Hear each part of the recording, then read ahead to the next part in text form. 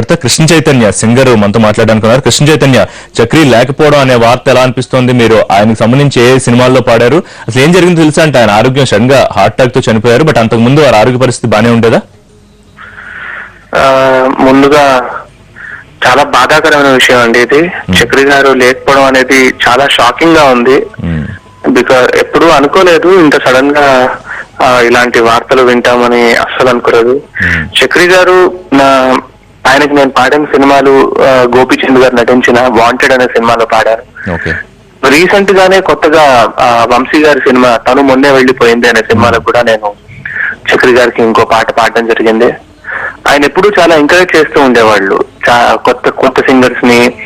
అలాగే తెలుగు సింగర్స్ పాడాలి అని చెప్పి తెలుగు సినిమాల్లో తెలుగు సింగర్స్ పాడాలి అనే ఆరాటం ఆయనకి చాలా ఎక్కువగా ఉండేది. ఆయన చేసిన ప్రతి చిత్రంలోనూ కూడా తెలుగు సింగర్స్ పాడాలి అని చాలా ఒక దృఢమైన నిర్ణయం ఎప్పుడు ఉంచుకునేవారు ఆయన. అలాగే తెలుగు సింగర్స్ తోనే పాడిస్తూ ఉండేవారు కూడా ఆయన. అలాంటి చక్రి గారు ఇంకా లేరు అంటే చాలా చాలా చాలా చాలా బాధగా ఉంది. ఇన్ఫాక్ట్ లాస్ట్ ఇయరే December 31st night film Nagar club లో మేమంతా కలిసి చక్రి గారి మ్యూజికల్ నైట్స్ లో పాడాం కలిసి. December 31st మొన్న ఫిలిం నగర్ క్లబ్ లో చేసినప్పుడు లాస్ట్ ఇయర్, ఈ ఇయర్ లాస్ట్ ఇయర్ చేసినప్పుడు న్యూ ఇయర్ కి చక్రి గారితో పాడాము. మళ్ళీ December 31st కి ఇలాంటి న్యూస్ ఉంటానని అస్సలు అనుకోలేదండి. నిజంగా వాళ్ళ కుటుంబానికి ఆ దేవుడు ధైర్యాన్ని ఇవ్వాలని కోరుకుంటున్నాను. అలాగే ఆయన ఆత్మ కూడా శాంతిగా ఉండాలని మనస్ఫూర్తిగా కోరుకుంటున్నానండి. వారితో ఎలా ఉండేది పనిచేయడం కృష్ణ చైతన్య? అంటే పాజిటివ్ ఎనర్జీ ఇచ్చేవారని చెప్పేవారండి. అలాగే చాలా మందిని ఆయన ఎంతో మందిని మీలాంటి సింగర్స్ ని అలాగే ఫీమేల్ సింగర్స్ ని కూడా పరిచయం చేశారు. చాలా ఇన్స్పిరేషన్ గా ఉండేదా ఆయనతో వర్క్ చేయడం అనేది? చాలా అండి. బికాజ్ ఒక ట్రెండ్ సెట్ చేసిన మ్యూజిక్ డైరెక్టర్ ఆయన చక్రి గారు. ఒక పాయింట్ ఆఫ్ టైమ్ లో మన తెలుగు మ్యూజిక్ డైరెక్టర్స్ ఏమంటారు ముంబై సింగర్స్ తో పాడిస్తూ ఉండేవారు ఆయన కొత్తగా వచ్చిన టైంలో.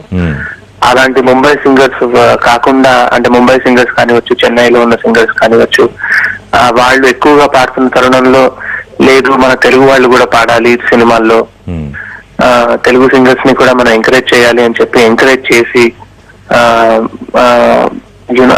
మాలాంటి వాళ్ళకి, అంటే నాకన్నా ఇంకా చాలా మంది చక్రి గారి సంగీత దర్శకత్వంలో పాడారు. వాళ్ళందరినీ కూడా ఎంకరేజ్ చేసి స్టూడియోకి వెళ్ళినప్పుడల్లా పాట నేర్పించి, అంటే కూల్ గా ఆయన ఏమీ లేకుండా అలా అంటే రెస్ట్రిక్షన్స్ ఏం పెట్టకుండా సింగర్స్ కి ఎంత బాగా పాడగలుగుతారో అంత బాగా ఆయన టేక్ తీసుకొని పాట ఆయన స్వయంగా నేర్పించి మాకు పక్కన కూర్చొని మొత్తం కావాల్సినట్టు పాడించుకొని అలా చేస్తూ ఉండేవారు. ఎప్పుడు సరదాగా ఉండే మనిషి ఆయన.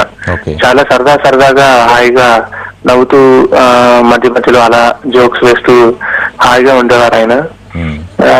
అలాంటి చక్రి గారు నిజంగా నేను పొద్దున లేచిన వెంటనే నాకు న్యూస్ తెలిసేసరికి I was like so shocked అనమాట. కానీ ఏం మాట్లాడలేని పరిస్థితి కూడా నిజంగా. బికాస్ చక్రి గారితో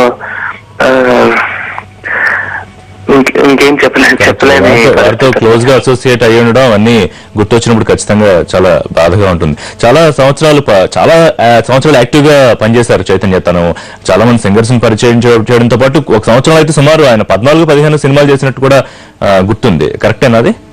అవునండి.